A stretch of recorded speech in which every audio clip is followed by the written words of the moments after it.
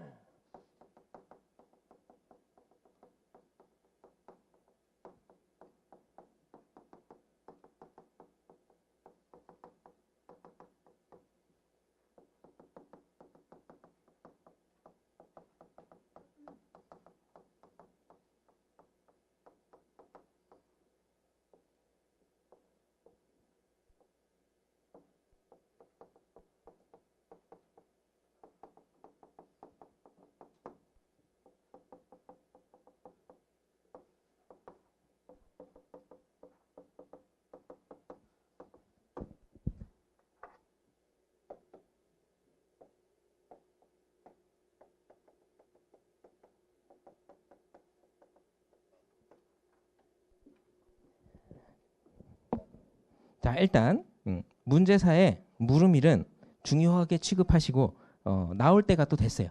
주제 자체가 앞부분에서 나올 때가 된 문제들 중심으로 여러분들한테 주는 겁니다. 자, 사례 1번. 자, 최근 투자자 및 채권자들이 감사인을 상대로 손해배상 청구 소송을 제기하는 사례가 증가함에 따라 감사인은 감사 보고와 관련해서 매우 우려하고 있다. 그러면 상식적으로 생각하기에 그럼 회계감사 하지 말지. 이렇게 생각하죠. 그래서 특정 대상에 대해서 만약에 위험이 높다라고 한다면 위험이 높다. 그럼 감사인 입장에서 봤을 때 방법은 딱 두 가지라고 했습니다. 자, 일단 이쪽이긴 하지만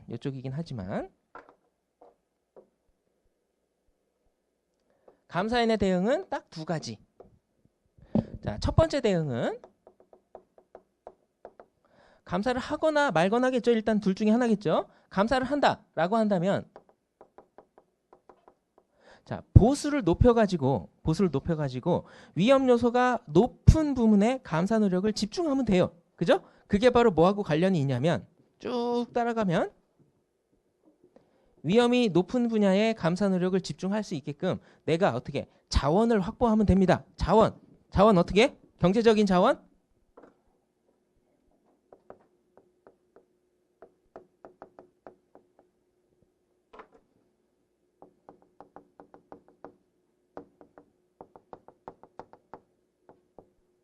요 관계겠죠. 그죠? 요 관계입니다. 그래서 내 입장에서 봤을 때 감사 업무를 하겠다라고 한다면 일단 우리가 중요성과 위험평가에서 공부를 했듯이 내가 수용 가능한 수준에서 감사 대상 회사가 위험이 잠재되어 있다라는 그런 판단이라고 한다면 어쨌든 목표 감사 위험은 달성할 수 있겠다. 다만 우리가 일을 좀 많이 해줘야 되겠다라는 그런 판단이 있으면 보수를 높여가지고 그 다음에 업무를 수임하면 돼요. 보입니까? 잘 모르겠네. 자, 수임하면 돼요? 자, 그 다음에 두 번째. 위험이 너무 높다. 수임 안 하면 되죠. 그죠? 그래서 요 부분과 관련된 게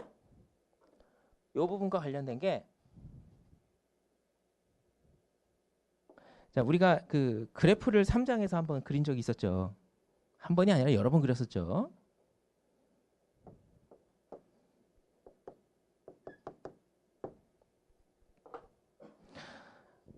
담당 파트너가 생각을 하기에 내가 달성해야 되는 T, A, R은 이 정도인데 감사 대상 회사를 감사를 하면 자, 첫 번째, 자, 내가 아무리 감사를 하더라도 이 수용 가능한 수준 달성 못할 것 같다라는 판단은 이게 AR이죠. 충분하고 적합한 감사 증거를 아무리 늘려도 그 밑에 수준 파트너가 생각하는 그 목표 감사 위험을 달성 못할 것 같다라고 한다면 이런 경우에는 수임 안 하는 거예요. 자, 그런데 두 번째, 내가 생각하기에 감사를 조금 많이 하면 달성을 할 수 있을 거는 같다라고 한다면 보수를 높여가지고 뭐를 더 달성하면 돼요. 내가 판단할 때. 요것만 더 달성하면 되는 겁니다. 요것만 다 입수를 하면 되는 겁니다. 그래서 요 대응 1, 2와 관련된 게 특정의 가이드라인보다 아무리 많이 획득을 해도 내가 이 위험, 요 수준을 달성하지 못할 것이냐 아니면 달성할 수 있을 것이냐. 그래서 요거와 관련된 그림 자체가 일단 요거는 대응 1, 그 다음에 얘는 대응 2와 관련된 겁니다. 그죠? 요거를 이제 감사 업무를 수임하는 단계에서 저런 그래프가 그려질 때 자, 어떻게 우리가 대처를 할 것이냐 요걸 생각을 하시면 되겠어요. 그 다음 사례 2번 이거는 여러분들한테 내지 말았어야 되는데 제가 실수로 냈어요. 이건 조금 이제 어려울 수 있는데 감사 대상 회사 경영진이 재무제표일 이전에 실증 절차 수행을 거부하고 있다. 이 실증 절차라고 하는 건 언급은 제가 간단하게 했었죠. 재무제표에 왜곡 표시가 있는지 없는지 적발을 하는 그런 절차라고 했고 7, 8장에서 공부를 한다고 했는데 일반적으로 실증 절차는 재무제표일 보고기간 말 이후에 하는 게 더 효과적입니다. 그래서 요거는 되는 걸로 생각하세요. 일단 지금 출제 미스네. 출제 범위를 조금 넘어가지고 여러분들한테 줬네요. 자, 이거는 일단 그냥 지금 당장 암기를 하시고 그렇다 맞는 거다. 자, 그다음에 세 번째 경영진이 재무제표 작성과 관련된 내부 통제 구축 유지에 대한 책임을 무시하고 있대요. 자, 이거는 뭐하고 관련이 있는 거냐면 제가 요거 감사인의 책임을 인정하고 이해한다. 감사 수행의 전제 조건이라고 노준하 교수님 책에 있다고 제가 말씀드렸죠. 그죠? 첫 번째는 기준에 나와 있는 거는 재무제표 작성에 대한 책임, 그 다음에 내부 통제 구축에 대한 책임, 그 다음에 재무제표 작성과 관련해서 정보를 접근하는 걸 제한 못하게끔 해야 되고, 그 다음에 감사를 하면서 요청하는 그 정보에 대해서 접근을 제한하면 절대 안 된다고 했어요.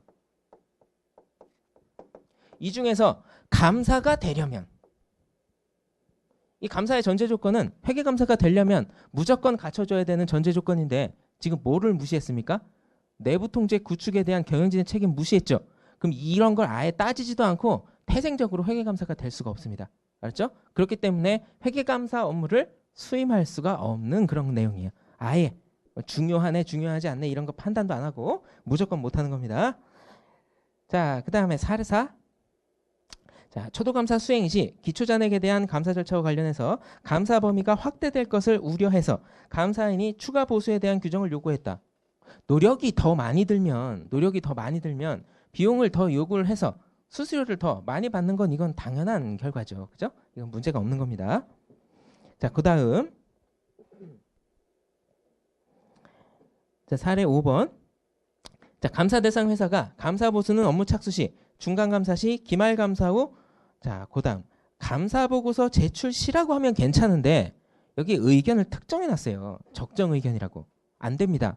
자, 적정 의견이라고 하는 건 내가 재무제표에 내재된 이 위험성과 관련해서 회계감사 기준에 따라서 충분하고 적합한 감사 증거를 입수를 해가지고 해당 상황에 적합한 감사 보고를 하는 과정에서 이 네 가지 의견은 내가 선택하는 거예요. 그 특정의 의견을 경영진이 감사계약서에 포함하게끔 한다라고 한다면 이걸 바로 뭐라고 하냐면 오피니언 쇼핑이라고 해요.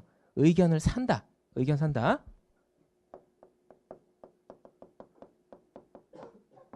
의견 구매라고 합니다. 이 의견 구매라고 하는 건 절대 안 돼요. 이거에 대해서 의견을 특정할 수가 없습니다. 요거에 따라서 상황에 적합한 감사 보고는 감사인이 알아서 선택하는 겁니다. 그래서 요것도 수임을 할 수가 없는 그런 상황이 되겠고 계약서 타당하지 않습니다.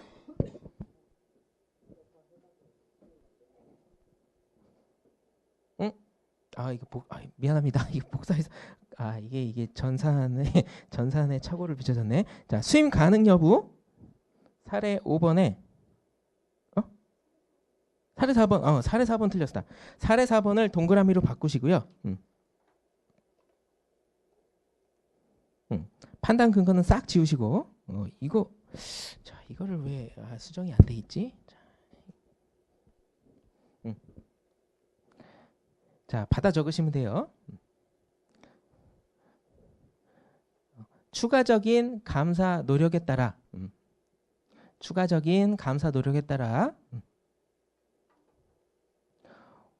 보수를 추가적으로 요구할 수 있다면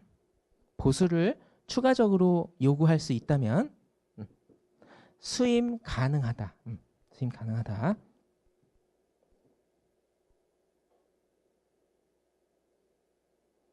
네, 그렇게. 추가적인 감사 노력에 따라 감사 보수를 요구할 수 있다면 수임 가능하다. 자, 그 다음에 사례 6번. 감사 대상 회사 경영진이 주요 연구진에 대한 접근을 제한하고 있어 핵심 사업에 대한 주요 연구진 제한하는 것까지는 좋은데 그게 핵심 사업에 대한 감사 증거를 획득할 수 없다면 감사인이 감사 대상 회사를 이해할 수가 없습니다. 그래서 위험 평가를 적절하게 할 수 없고 계획을 적절하게 할 수가 없기 때문에 자, 이런 경우에 관련 정보가 재무제표에 미친 영향이 또 전반적이라고 한다면 감사인 입장에서는 뭐로 판단할 수밖에 없냐면 요거예요. 감사의 전제 조건 중에 접근 제한. 요거에 접근을 제한하게끔 하면 절대 안 되는데 접근을 제한하게끔 했기 때문에 저건 감사의 전제 조건이 성립하지 않는 거다. 네, 이렇게 생각하시면 되겠어요. 감사의 전제 조건이 성립하지 않는다. 접근 제한을 하면 안 된다라는 거죠. 네, 접근 제한을 하면 안 된다라는 조건. 됐지요? 자, 그다음에 물음 2번. 이 물음 2번은 그 지난주에 그 유해생들 GS 문제 냈더니 다들 뭘 공부했는지 잘 모르겠는데 왜 그러지? 자, 이 희한하네. 이 제일 중요한 건데.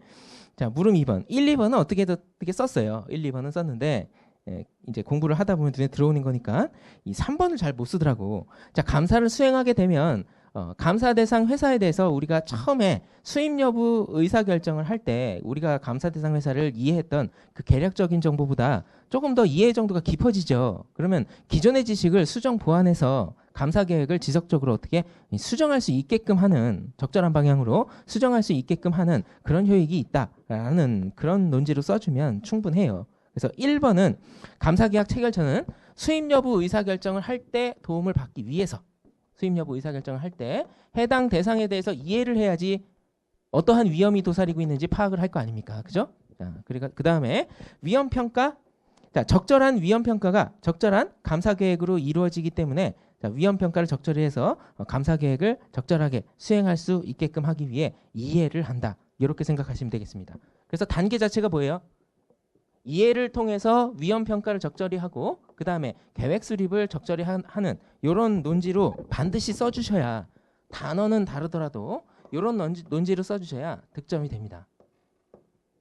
알았죠? 자, 모든 책들에는 교수님들 책들에는 다 저렇게 돼 있기 때문에 저 방식대로 여러분들 정리를 하셔야 되겠어요. 그래서 물음 2번은 단순하게 외우든 아니면 이해를 하시든 무조건 기억을 하십시오.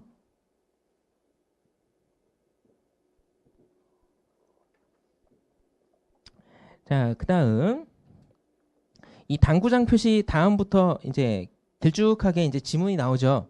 요거는 기출 지문입니다. 기출 지문 연습서에 있는 건데 제가 살짝 변형했다 뿐이지 기출 지문이고 여러분들이 이제 공부를 하는 과정에서 이 문제의 핵심은 어떠한 위험 요소가 있는지 지문을 보고서 여러분들이 캐치를 할 수 있게끔 유도하는 문제고 그게 재무제표 전체 수준인지 아니면 특정의 계정 잔액 수준인지 여러분들이 단계를 구분하는 그런 걸 이제 핵심 요소로 합니다. 자, 일단 자료 1번 한번 볼게요. 자료 1번. 자, A 쇼핑주가 속해 있는 소매 유통 산업은 자, 산업 자체가 지금 어떤 산업? 소매 유통 산업. 그죠? 소매 유통 산업은 소비자들의 생활 양식 변화로 마트 중심의 쇼핑 문화가 확산되면서 A 쇼핑주를 비롯한 많은 회사들이 급속하게 신규 점포를 늘려왔습니다. 경쟁이 조금 치열해지고 있죠? 자, 그러나 최근 산업이 포화 상태에 이르러 지난해부터 산업 전체의 성장에도 불구하고 지역에 따라 일부 점포에서는 부의 성장. 자, 산업 전체의 성장에도 불구하고 성장을 하고 있다. 여기까지 밑줄을 치시면 이게 재무제표 전체 수준과 관련된 고유 위험이죠. 그죠? 회사가 어떻게 할 수 없는 부분. 자, 그 다음에 아래줄 마지막 부분. 자, 이러한 상황으로 자, 그 다음부터 업체 간 총 매출 규모 경쟁이 더욱 심화되고 있다. 자, 우리가 이제 여러분들은 잘 모를 테지만 실무에서는 회사의 사장님은 그 회사의 매출액 규모에 굉장히 관심을 갖습니다. 이 실무에서는 외형이라고 하는데 외형을 왜 관심을 갖냐면 남성분들 덩치가 크면 굉장히 멋져 보이죠. 일단 기본적으로 뚱뚱한 거 말고 체격이 좋아 보이면 멋져 보이죠. 근데 이 회사도 마찬가지입니다. 내가 운영하는 업체의 회사는 외형이 1,000억 원이야. 그러면 일단은 자기가 가지고 있는 그 주주 구성원들 그래서 그런 사람들 이외에도 내가 먹여 살리고 있는 회사들이 엄청나게 많다라는 걸 과시하고 싶어 합니다. 그래서 영향력이 높다는 걸 과시하고 싶어 해요. 그래서 업체 간 총 매출 규모 경쟁이 더욱 심화된다? 자, 그러면 예를 들면 이마트, 홈플러스. 여러분들 비슷하게 생각하죠? 똑같이 마트라고 생각하죠? 그런데 어느 순간에서부턴가 홈플러스 매출이 이를테면 이마트의 한 3배가 넘어간다라고 한다면 그 다음부터 어디 갈 것 같아요, 여러분들? 그 다음부터 홈플러스 갑니다.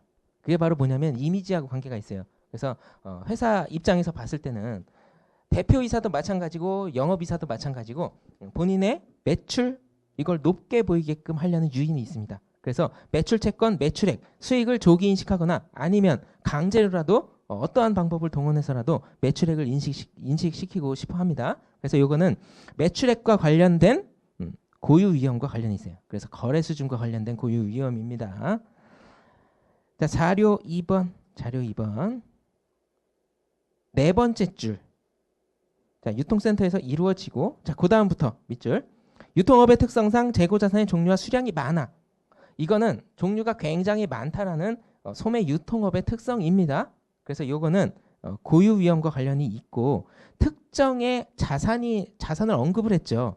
자산을 언급을 안 했다라고 한다면 재무제표 전체 수준이지만 재고 자산 이걸 언급했기 때문에 계정 수준이에요. 계정 수준. 자, 그 다음부터 재고 자산 수불부의 적정성을 유지하는 데 많은 어려움, 관리하는 데 어렵다는 거죠. 재고 자산 관리에 어렵다라고 해서 통제 위험하고 관련이 있고, 그 다음에 재고 자산을 언급했기 때문에 특정 계정 잔액하고 관련이 있습니다. 자, 그 다음 수업 시간에 제가 이제 언급은 했는데 밑에서 세 번째 줄 품목별 매출 담당자의 성과 평가가 확정되는 기간이기 때문에 자, 자연스럽게 계절성이 있다라고 한다면 계절성이 있는 거라고 한다면 연말에 매출액이 많은 건 그건 당연한 겁니다. 자, 그런데 영업 성과를 단순하게 높이기 위해서 밀어내기 매출, 이를테면 특정의 거래처에 강제적으로 매출을 이제 일으켜 준다든지 이런 방식으로 부당하게 수익을 인식할 수도 있기 때문에 이 부분과 관련된 건 분명치 않아서 고유 위험과 통제 위험에 결합된 위험이다라고 논평할 수밖에 없습니다. 아니, 분명치 않은데 어떻게 답으로 제시합니까? 시험 문제는 항상 분명한 것만 나오는 건 아닙니다. 자, 의도에 따라서 지금 뭐를 지금 답 안 했어요? 결합 위험을 답을 안 했죠. 그래서 관련된 거를 무조건 뭘 하나 찾아가지고 기재를 해야 됩니다. 시험 문제가 교수님들이 열심히 만들어서 잘 만들기도 하는데 어떤 때는 저도 마찬가지고요. 본인의 생각에 빠져들어가지고 이거는 전제로 하고 문제를 구성을 잘했다. 이렇게 하고서 문제를 그대로 출제하기도 해요. 공개된 것도 다 마찬가지고. 그래서 주관식 문제는 만약에 내가 확실하게 알고 있는 걸 대답했는데 하나를 더 요구하는 것 같아. 그러면 의도에 따라서 풀어줘야 되는 게 회계감사는 있습니다. 다른 과목은 그런 게 없어요. 계산이기 때문에. 그런데 요 과목은 그런 게 있습니다. 자, 그래서 일부러 불분명한 걸 떴어요. 기출문제도 그렇게 불분명한 게 있었고. 자료 3번. 자, 뭐 잘하는 것 같죠? 잘하는 것 같아요. 뭐 앞부분에 잘하는 것 같지만 틀렸습니다. 자, 위너스 회계법인의 손영규 이사는 제조업 감사 분야에서 그 역량을 인정받아 책임회계사로 특진한 한가인 회계사를 스카우트해서 업무를 배정하면 괜찮아요? 안 돼요. 업종이 지금 뭔데? 자료 1번 첫 번째 줄. 소매유통산업인데, 자, 제조업 감사는 일반적으로 제조업과 관련된 원재료 반제품 굉장히 중요합니다. 그래서 특정의 재고 창고, 그 다음에 생산 라인에 재고를 쌓아두고 폐쇄된 공간에서 작업을 해요. 그래서 재고 자산 실사 2패를 하는데 그렇게 큰 어려움이 없습니다. 그런데 소매유통산업은 얘기가 틀려요. 홈플러스 이마트 여기저기 다 흩어져 있죠. 그거를 하려면 굉장히 계획을 잘 세워야지. 그렇지 못하면 반드시 실사를 해줘야 되는데 실사를 못하는 그런 실수가 빚어집니다. 그래서 이러한 특성 모르고 제조업에서 잘했다고 해서 소매유통산업에다가 바로 인차지를 시켜버리면 처음부터 잘못해요. 처음부터. 자, 그래서 답이 이제 문장이 조금 이상한데 해설 6페이지 보시면 물음 5번에 첫 번째 줄 책임회계사로 소매유통 산업 분야에 이렇게 바꿔주세요. 소매유통 산업 분야에 경험이 적을 것으로 예상되는 인원을 배치하였으며 소매유통 산업에. 그래서 요즘에는 빅펌에 그 인더스트리별로 감사 부서가 나눠져 있습니다. 옛날에는 그렇게 안 돼 있는데 요즘에 나눠져 있어요. 그래서 이를테면 여러분들 그 무슨 전자통신, 그 다음에 엔터테인먼트 이런 데를 감사를 하는 그 부서에서 근무를 하다가 갑자기 제조업 쪽으로 오면 정신을 못 차려요. 원가 계산 왜 이렇게 복잡해? 막 이러면서 정신을 못 차립니다. 그러다가 갑자기 엔터테인먼트로 가요. 제조업 했던 사람이 엔터테인먼트로 가면 이거는 증빙이 세금 계산서 베이스도 아니고 연예인이 돈을 받아오면 그걸 통장에 넣었다가 빼기도 하고 도대체 증거 서류도 없고 막 이래요. 그러면 감사하기 굉장히 곤란합니다. 그래서 그런 특성이 있기 때문에 제조업 그다음에 뭐 예를 들면 정보통신, 다른 산업 이렇게 스페셜티가 있는 사람도 다른 분야에 가면 감사를 잘 못할 수가 있어요. 그래서 책임회계사 역할을 잘 못할 수 있습니다. 자, 그다음 해당 패러그래프 밑에서 네 번째 줄 중간감사에 투입한 인원을 문색하던 중 당년도 공인회계사 시험에 수석 합격한 똑똑한 씨, 이 사람을 진짜 똑똑하다고 생각하고 감사 이제 필드에 바로 출근시켰어요. 그러면 똑똑한 씨가 갑자기 바보 씨로 바뀝니다. 공부만 잘했던 거지 아직 실무 경험이 없잖아요. 그죠? 그래서 실무 회계사로서 적격성이 떨어지기 때문에 자, 이렇게 하면 절대 안 됩니다.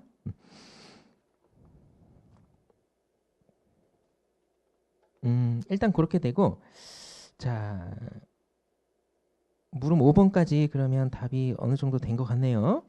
그러면 물음 6번. 물음 6번 있죠? 요거는 이제 어떻게 보면 응용 문제예요. 이해가 됐어야 이제 문제를 풀 수 있는 그런 형태고 아주 뭐 이렇게 어렵게 꼰 건 아닌데 문장을 한번 보겠습니다. 자, 물음 6번. 감사는 재무제표 외국 표시를 모두 적발할 수 없으며 그러한 기대를 가질 수도 없다. 이게 고유 한계죠. 감사 고유의 한계에 대한 문장. 자, 그 다음 회계감사 수행 시 감사인이 재무제표 외국 표시를 식별하지 못해서 미발견 외국 표시로 남게 할 가능성을 최소화하는. 자, 이거 보세요. 위험을 낮추려면 어떻게? 확신을 높이려면 뭘 해야 된다고요? 이 세 가지입니다. 이 세 가지. 자, 동그라미 1번 볼게요. 재무제표에서 중요한 비중을 차지하고 있는 재고자산과 매출채권 중 산업 특성상 진부화 속도에 영향을 받는 재고자산에 대해서 보수적인 위험을 설정하고 감사 계획을 적절하게 수립했습니다. 잘했지요. 잘한 겁니다, 이거. 자, 그 다음 동그라미 2번. 감사 팀원과의 팀토의 과정에서 담당 파트너는 내부 통제가 거의 대부분의 거래를 적절히 통제하고 있다고 판단해서 팀원들에게 목표 적발 위험을 완화해서 결정하도록 하였다. 자, 저거는 사실 조금 이제 그 뭐라고 해야 되나, 이 출제와 관련해서 논쟁이 있을 수 있는 그런 문장입니다. 일부러 냈어요, 그렇게. 자, 동그라미 2번 보시면 위험이 높은 분야에 감사 노력을 집중하게끔 어떻게 보면 보수적인 계획을 수립을 해야 되거든요. 그런데 이 동그라미 2번 출제 의도는 뭐냐면 다른 거는 위험에 대해서 보수적인 성향을 갖게끔 합니다. 그런데 동그라미 2번만큼은 위험에 대해서 어떻게 했어요? 더 완화시켜 버렸죠. 완화하는 계획이기 때문에 1, 2, 3번 중에 2번만 색깔이 틀려요. 2번만. 3번의 경우에는 내용을 읽어보시면 감사팀원이 대부분 입사한 지 3, 4년 정도의 경력을 갖춘 회계사로 구성되어 있어 감사 위험이 높다고 판단한 고객회사의 실증 절차 수행 시 뭐 신뢰성 있는 방법 있죠? 요 세 번째. 요거를 이제 얘기를 한 건데 요걸 얘기를 한 겁니다. 그래서 이 역시 위험에 대한 적절한 대응은 항상 감사인 입장에서 봤을 때 확신의 수준을 높이기 위해서 보다 적격한 팀원을 구성을 해줘야 됩니다. 그죠? 적격한 팀원을. 자, 그렇기 때문에 이 3번도 위험에 대해서 보수적인 성향인데 1, 2, 3번 중에 굳이 고르라고 한다면 동그라미 2번만 역행해요. 그거에.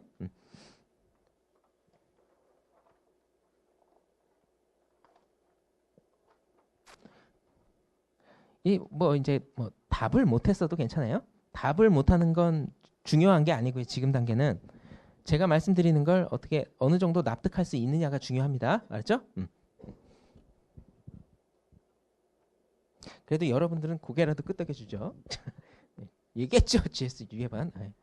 앞에다 그냥 장막 쳐놓고 그냥 혼자 촬영하고 싶은데 이번 주에 또 봐야 돼요, 그 사람들을. 자, 그 다음. 자, 문제 5번. 1번부터 6번 양괄호 6번까지에 해당하는 거를 오른쪽 파트의 논평으로 이제 적절하게 답이 되어 있는 거를 이제 고르는 거고 적절치 않은 거는 판단의 근거를 이제 제시하게끔 했습니다. 자, 그 중에서 이제 양괄호 1번 볼게요. 양괄호 1번을 보시고 오른쪽에 논평을 보고 이런 방식으로 갈게요. 자, 2년 전 외부에서 전문 경영인 CEO네요. 그죠? CEO. 새로 초빙하였으며 전문 경영인 면담 결과 자신의 성과급에 매우 민감한 반응을 보였습니다. 그렇겠죠. 영업이익이나 매출액이 높게 되면 자신의 보너스도 높게 되겠죠. 그래서 성과급은 매출액의 증가분에 많은 영향을 받는다. 대표이사의 임기는 올해의 정기주주총회로 종료되며 올해의 실적에 따라 연임 여부가 결정될 것이다.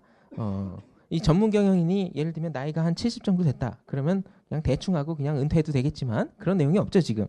자, 오른쪽 페이지, 오른쪽 부분 논평. 전문 경영인은 수익인식 회계 처리에 대해서 지대한 관심을 가질 거기 때문에 이는 내부 통제에 제한적 영향이에요? 전반적 영향이에요? 경영진의 의식은 이 통제 환경하고 관계가 있죠? 나머지 요소에 어떤 영향을 미칩니까?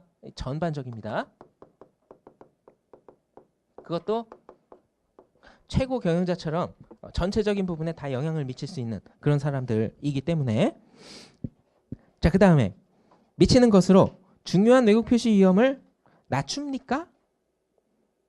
아니죠. 그 수익인식 회계 처리에 지대한 관심을 가지면 차년도에 인식할 수익을 자신의 성과급이나 연임 때문에 조기에 땡겨서 인식할 수가 있습니다. 그래서 재무제표에 왜곡 표시를 불러일으킬 수가 있어요. 그래서 왜곡 표시 위험을 낮추는 요인이 아니고 높이는 요인이 됩니다. 자, 그 다음에 양괄호 2번. 이거는 그 요즘에 우리나라 상황과 관련해서 제가 감사 현장에서 겪은 거를 여기다 사례로 심어 놓은 겁니다. 양괄호 2번. 회사의 주요 제품은 스마트폰이며 국내에서 생산하는 경우 채산성이 맞지 않아 전년도 12월에 필리핀에 100% 자회사를 생산 공장을 설립했습니다. 그래서 필리핀 가서 이제 일도 했는데 자, 이곳에서 생산된 제품은 전량 국내에서 소비되며 모 회사와의 거래는 대부분 11월에서 12월에 집중적으로 이루어지고 있다. 자, 요거 볼게요. 자, 이런 경우에는 회사가 이제 원래는 국내 회사인데 갑자기 생산 기지, 전초 기지를 동남아로 옮기면서 문화가 다른, 그 다음에 법령이 다른 그런 환경에 처해지게 됐죠. 그죠? 자, 그러면 자, 이게 어떤 케이스냐면 이거예요. 뭐 물론 이제 위험하고 관계가 있는데 저번에 한번 얘기했던 것 같은데 코리아, 그 다음에 필리핀 여기에 이제 본사가 있고 생산의 일부 거의 모든 부분의 생산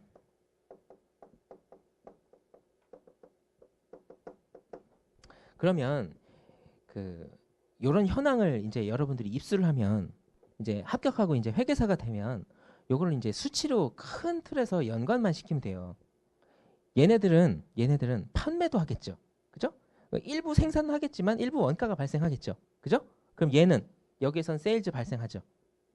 코스트 조금 발생하겠죠. 얘는 세일즈 있겠어요? 생산만 하는데 세일즈 없어요. 그죠? 얘는 코스트만 발생합니다. 그럼 얘는 항상 플러스고 얘는 항상 마이너스예요. 그죠? 얘가 자회사라고 한다면 항상 적자야. 그럼 항상 적자면 계속적으로 결손금이 쌓이겠죠. 그죠? 회사 망할 것 같이 보이죠. 그런데 얘가 사업을 운영하려면 우리나라에선 더 이상 생산을 못하기 때문에 어쩔 수 없이 외국으로 옮긴 겁니다. 그죠? 그럼 얘가 얘한테 돈 안 주겠어요? 돈 줍니다. 재무제표는 결손금이 누적되고 손익계산서는 단기 순손실로 계속적으로 이루어지겠지만 얘가 없으면 금방 망할 것처럼 보이지만 이면을 뜯어보면 뭐 얘는 항상 손실이 나게끔 되어 있어요. 그래서 모회사에서 자회사를 거의 100% 자회사로 만들어 놓고 이런 경우에는 항상 뭐가 필수겠어요? 연결 재무제표가 필수겠죠. 그래서 실체를 합해보면 적정한 수익이 나옵니다. 그래서 이런 경우에 해외 자회사와 관련해서 만약에 이제 여러분들이 감사를 갔는데 해외 자회사 재무제표를 받았어요. 그런데 10년 전부터 계속적으로 회사를 운영해오고 있는데 국외 재무제표인데 영문으로 돼 있겠죠. 일단 결손금이 엄청나게 누적이 돼 있어요. 이거 회사 망할 것 같은데? 라고 논평하면 절대 안 됩니다. 그러면 회사가 이렇게 10년 동안 운영했는데 돈은 누가 주나요? 이렇게 물어봐야지 정확한 사람이지 이 회사 망할 것 같아요. 이 회사 감사하면 안 될 것 같아요. 라고 하면 굉장히 수습티를 확 내는 겁니다. 알았죠? 돈은 어디에서 오는 건가요? 이렇게 해야지 인차지가 깜짝 놀랍니다. 그렇죠? 얘가 이걸 어떻게 알았지? 나는 몰랐었는데 하면서. 알았죠? 이게 제일 중요해요. 특히나 동남아나 중국, 특히나 중국 쪽은 분식이 심해요. 분식이 심합니다. 그래서 PwC 차이나 그쪽에서 감사를 받았어도 여러분들이 또 봐줘야 되는 불상사가 좀 생깁니다. 그래요. 하여튼 그랬어요. 자, 그래서 자, 오른쪽 양가로 2번 생산 공장이 해외로 이전되는 경우 해당 국가의 법령 문화에 영향을 받을 수 있기 때문에 이는 고유 위험과 통제 위험.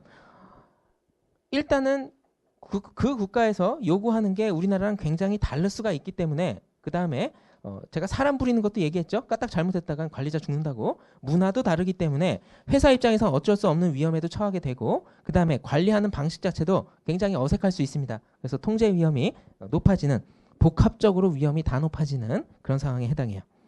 자, 그 다음에 양가로 3번 자회사를 제외한 거래처에 대한 채권 중 가장 큰 거래처가 영업실적이 악화되고 법정 관리와 관련된 부정적인 소문이 돌고 있으면 이런 경우입니다. 어디 갔지? 자, 이를테면 우리 그 재무상태표와 관련해서 자, 다 말랐어요. 자, 어디 갔지? 자, 이게 또 이거 자, 이게 뭐 깨끗하게 지워지긴 하는데 좋아요. 뭐 아무렴 어때? 에?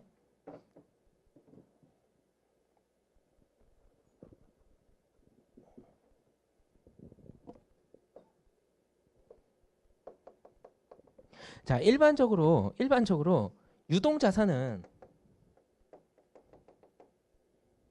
유동 부채보다 커야 돼요. 그죠? 이렇게 해야 당장 내년도에 지급해야 될 걸 당장 내가 가지고 있는 돈으로 줄 거 아닙니까? 뭐가 됐든. 그죠? 만약에 이 관계가 역전되면 그 다음에 뭐라고 하는 겁니까? 재무제표가 손익계산서가 당기순이익이 돼 있어도 도산해버립니다. 부도가 나죠. 그래서 손익계산서는 플러스인데 저런 경우에 이 관계가 역전이 되게 되면 당장 지급 의무를 이행을 못하기 때문에 흑자도산이라고 하는 거예요. 그래서 만약에 이때 가장 중요한 거의 대부분을 차지하는 이 거래처에 해당하는 매출채권을 만약에 회수를 못한다라고 한다면 갑자기 그 관계가 역전되겠죠. 그죠? 어떤 상태예요? 회사 입장에서 봤을 땐 굉장히 큰일 날 상황입니다. 이걸 만약에 못하면 다른 게 받쳐주면 영업 능력이 받쳐주면 당장 단기 차입금을 조달해 와야 돼요. 그죠? 이런 상황입니다. 자, 내용 볼게요. 오른쪽 파트 양가로 3번. 해당 거래처에 대한 대손 가능성 검토와 더불어 재무제표일 이후 해당 거래처의 상태에 대한 정보 입수 계획 수립과 실증 절차 수행 시 채권의 평가, 대손 충당금입니다. 이거 채권의 평가에 대한 적정성을 검토해야 된다. 맞는 논평이고 우리 시험에 빈번하게 중요하게 취급하는 그런 내용이에요. 일단 여러분들한테는 맞게끔 그렇게 구성을 한 겁니다. 내용 자체가. 자, 그 다음에 양가로 4번 보겠습니다. 요즘에 이런 게 많습니다. 자, 회사의 매입 채무 지급기일. 자, 여러분들 그 지급기일, 그 다음에 회수기일 요거 생각해 보면 지급기일이 90일이다라고 한다면 1년은 360일로 하면 매입 채무가 처음에 발생하고 지불이 완결될 때까지 90일이 걸린다는 거죠. 그러면 1년에 몇 번 한다는 거예요? 4번. 그죠? 자, 그 다음에 그게 바로 회전율이죠. 자, 그 다음에 매출 채권 회수기일. 자, 매입 채무 같은 경우에는 결제하는 기간이 90일인데 매출 채권의 경우에 내 돈 받는 게 90일보다 넘어버렸어요. 그러면 매출 채권하고 매입 채무하고 신용 정책이 거의 유사한 경우에 이러한 게 몇 년 동안 계속적으로 이루어졌습니다. 그러면 회사 입장에서 봤을 때 채권이 많더라도 돈이 계속 안 들어오죠. 그죠? 자금줄이 막혀버리죠. 그러면 요 관계가 성립되더라도 내 입장에서 봤을 때는 또 못 주고서 도산해버립니다. 또 그죠? 극단적인 경우에. 그래서 이런 경우에는 회사 입장에서 봤을 때 자금이 계속적으로 고갈되는 상황이에요. 요거. 그래서 요것도 나중에 실증 절차 가면 또 중요한 지표로 봅니다. 맞죠? 양가로 4번. 회사의 영업 정책의 변동 여부를 확인하고 회수기일이 길어진 이유에 대해서 주의 집중하도록 한다. 이게 바로 가장 대표적인 답안인데 여기에 복잡하게 하면 여러분들이 답을 못 하잖아요. 그죠? 그래서 심각하게 짧은 듯한 느낌이 들죠. 예, 맞는 겁니다. 맞는 거. 자, 양가로 5번. 자, 회사의 생산 및 회계부서의 주요 인원이 수개월 전에 이직하였고 전기 대비 매출 총이익이 크게 증가하였다. 매출 총이익이 크게 증가했다. 좋은 거 아닙니까? 재고 자산이 많아진 거예요. 그죠? 재고 자산이 많아진 겁니다. 아니, 그거는 의심 아닙니까? 아니에요. 의구심이에요. 이거는. 맞죠? 자, 보겠습니다. 주요 인원이 수개월 전에 이직. 양가로 5번. 기존의 인원이 이직함에 따라 능력 있는 신규 직원의 입사로 통제 위험이 떨어질 것 같지만 왜? 수식어가 능력이 있으니까. 그런데 능력 있는 사람이 들어오면 갑자기 신입 직원입니다. 맞죠? 관리를 잘 못해요. 그래서 통제 위험이 하락하는 게 아니라 높아집니다. 그죠? 높아집니다. 위험이 높아지면 적발 위험은 낮춰야죠. 완화하면 안 됩니다. 높게 완화하면 안 되고 목표 적발 위험은 낮춰야 돼요. 알았죠? 그럴싸하죠? 문장이? 문장이 그럴싸해요. 자, 양괄호 6번. 생산과 관련된 내부 통제 테스트 과정에서 전기 대비 내부 통제가 상당히 개선되었다는 것을 발견하였다라고 한다면 통제 위험은 떨어집니다. 그죠? 위험이 떨어져요. 자, 그러나 기술의 발전으로 보유하고 있는 재고 자산의 진부화 가능성이 높다. 그럼 결론은 뭔데? 알 수 없죠. 결론은 알 수 없어요. 자, 우리가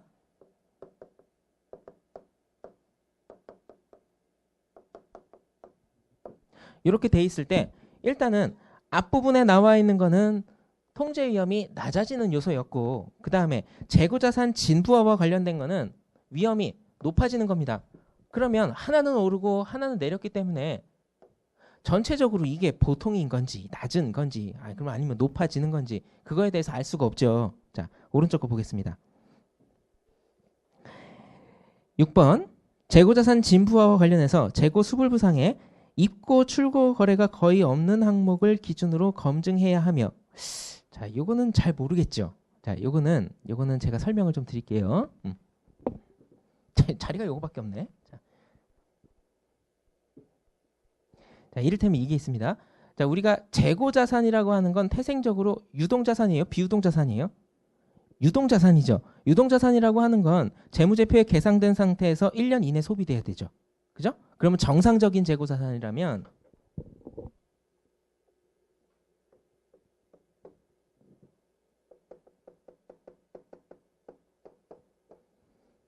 자, 만약에 1번 재고가 있었습니다. 자, 기초, 증가, 감소, 기말. 자, 1번 항목은 굉장히 이제 들어오는 것도 활발하고 나가는 것도 활발한 놈이었어요. 그래서 수량 자체가 100개, 1000개, 그 다음에 500개 이렇게 해서 기말에는 1100개 빼면 몇 개입니까? 1100 빼기 500 600이네요. 자, 600 계산기가 없으면 계산이 안 되는 부작용이 생깁니다. 직업상. 자, 그 다음에 두 번째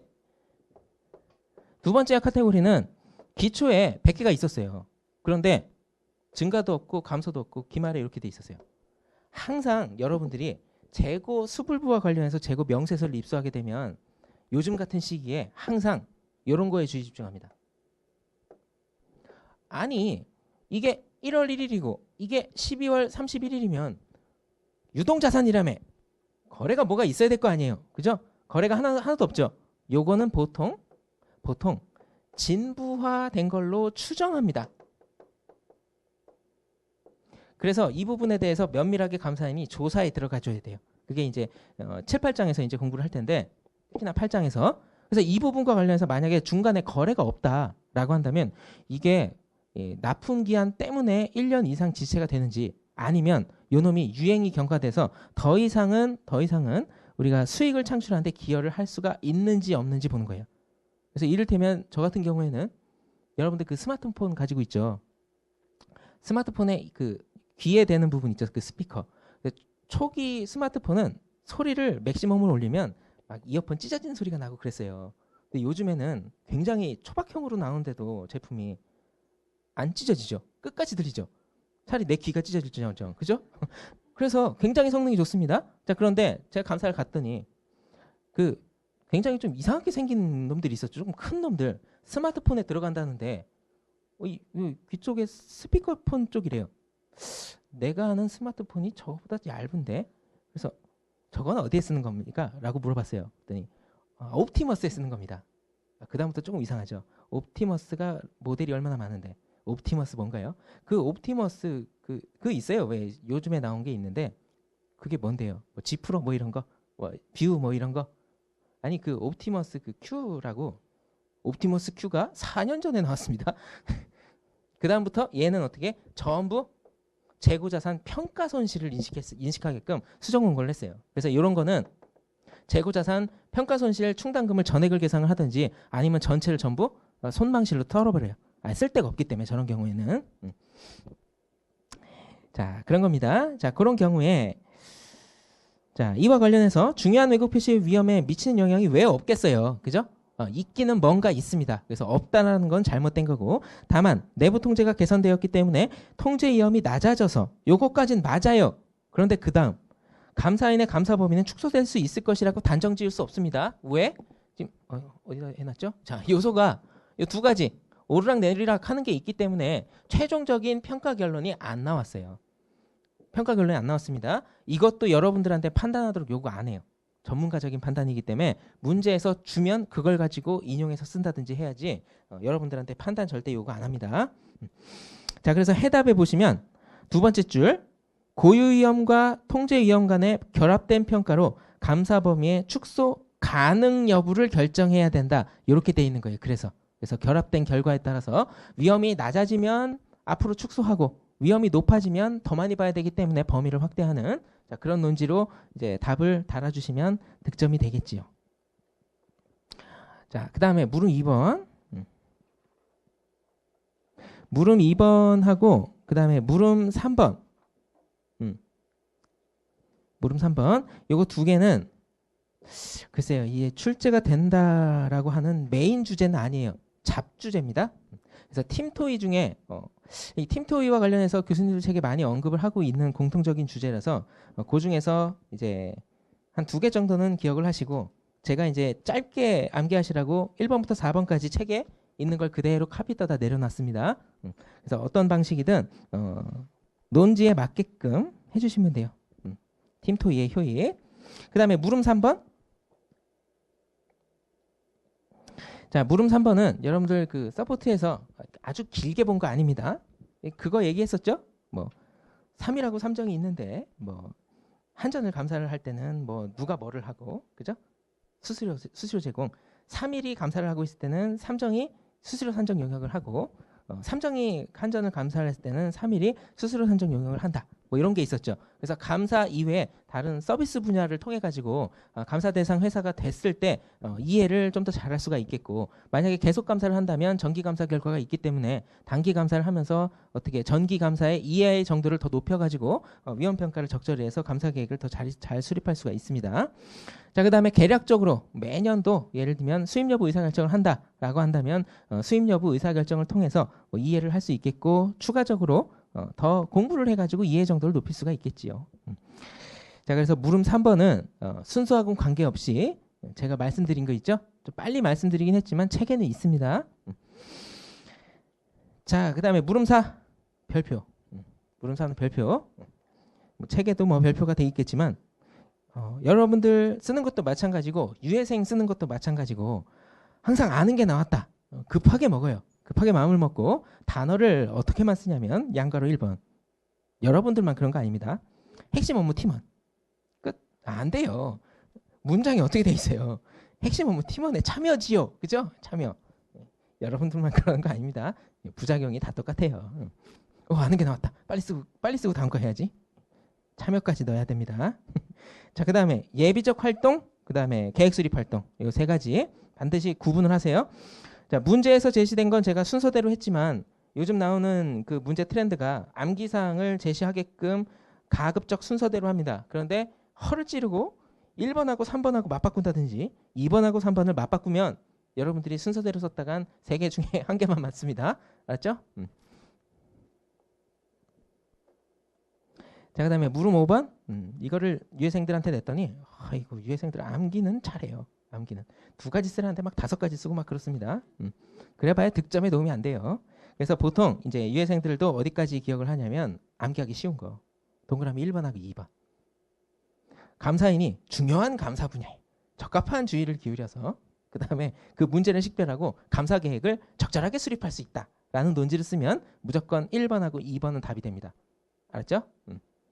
우리가 리스크 베이스드 어프로치에 따라서 1, 2번은 기억해야죠. 어떻게 그렇게 1번, 2번은 그렇게 토시 하나 안 틀리고 우리가 암기를 하는지. 암기력이 대단합니다. 왜 그렇게 암기를 하지?